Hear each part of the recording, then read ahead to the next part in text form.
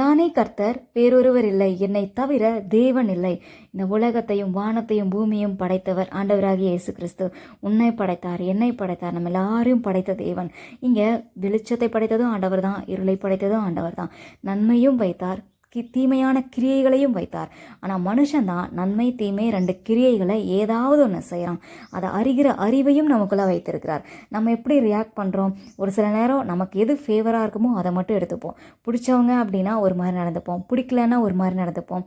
ஆண்டவருடைய படைப்புகள் ஒவ்வொன்றும் ஒரு ஒரு விதமாக இருக்கும், தனித்துவமாக இருக்கும், அழகாக இருக்கும். இவ்வளோ அழகாக படைத்த தேவனுக்கு நம்ம வாழ்க்கையில் நம்ம என்ன செய்கிறோம்? நம்மை படைத்து நம்மை குறித்து ஒரு திட்டத்தையும் ஆண்டவர் வைத்திருக்கிறாரு. ஆனால் அதை நம்ம கேட்கவே மாட்டோம். நம்ம இஷ்டம் போல் நடந்துக்கிட்டு இருப்போம். நம்ம வாழ்க்கையில் யார் முடிவுகளை எடுக்கணும்?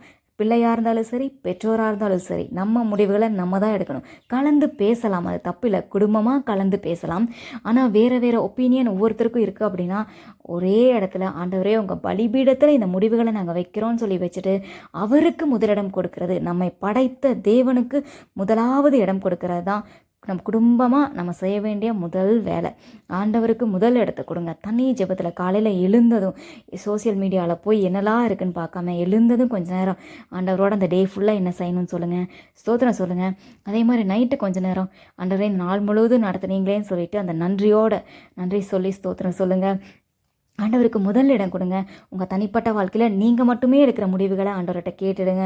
குடும்பமாக சேர்ந்து முடிவு எடுக்கிறோம் அப்படின்னா ஆண்டவர்கிட்ட கேட்டு முடிவை எடுத்து பாருங்கள். ஆண்டவரே இந்த காரியத்தை நாங்கள் செய்ய போகிறோம், ஒரு வீடு வாங்குகிறோம், ஒரு இடம் வாங்குகிறோம், இல்லை ஏதாவது ஒரு வெஹிக்கிள் புதுசாக வாங்குகிறோம், இல்லை பையனோட வாழ்க்கையில் முடிவெடுக்க போகிறோம், இந்த பெண்ணை பார்த்துருக்கு, இந்த பையனை பார்த்துருக்கு, என்ன செய்யலாம் அப்படின்னா ஆண்டவர்கிட்ட குடும்பமாக உட்காந்து ஜெபம் பண்ணுங்க. ஒரு வேளை பெற்றவங்களுக்கு அந்த பார்த்துருக்கிற ஒரு நபரை பிடிச்சிருக்கலாம், பையனுக்கு பிடிக்காமல் இருக்கலாம். ஒருவேளை பையனுக்கு பிடிச்சிருக்கும், பெற்றவங்களுக்கு பிடிக்காது. ஆனால் ஆண்டவர் என்ன நினைக்கிறாரு அப்படிங்கிறத யோசிச்சு பாருங்கள். வீடு வாங்குறதும் அதே மாதிரி தான். யாராவது ஒருத்தருக்கு பிடிக்கும், ஒருத்தருக்கு பிடிக்காது. என்ன காரியமாக இருந்தாலும் சரி, உங்கள் தனிப்பட்ட வாழ்க்கையோ இல்லை குடும்பமாக சேர்ந்து முடிவெடுக்கிறீங்களோ, உங்களை படைத்த தேவன் அவருக்கு முதலாவது இடம் கொடுங்க, முக்கியத்துவம் கொடுங்க. அவருடைய முடிவுகளுக்கு அவர் ஒன்று சொல்லும் பொழுது இதை வேண்டான்னு சொன்னால் அதை விட்டுறணும். அது திரும்ப வேறு வழியாக போய் அதை எடுத்துக்கிறது நல்லா இல்லை. அவர்கிட்ட கேட்டு அவருடைய சொற்படி கீழ்ப்படிந்து நடந்து கொள்ளுங்கள். அவரை கனப்படுத்துங்கள். அவர் உங்கள் வாழ்க்கையில் ஒரு முடிவு எடுத்து உங்களுக்குன்னு ஒரு பிளானை வச்சுருந்தா அந்த பிளானுக்கு கீழ்ப்படிந்து நடந்துக்க கற்றுக்கொள்ளுங்கள். உங்கள் வாழ்க்கை கண்டிப்பாக நல்லா தான் இருக்கும். ஆண்டவருடைய பிளான்ஸ் என்றைக்குமே தவறாய் போகாது. அவருக்கு, உங்களை படைத்த தேவனுக்கு முதலாவது இடத்தை கொடுக்க கற்றுக்கொள்ளுங்கள்.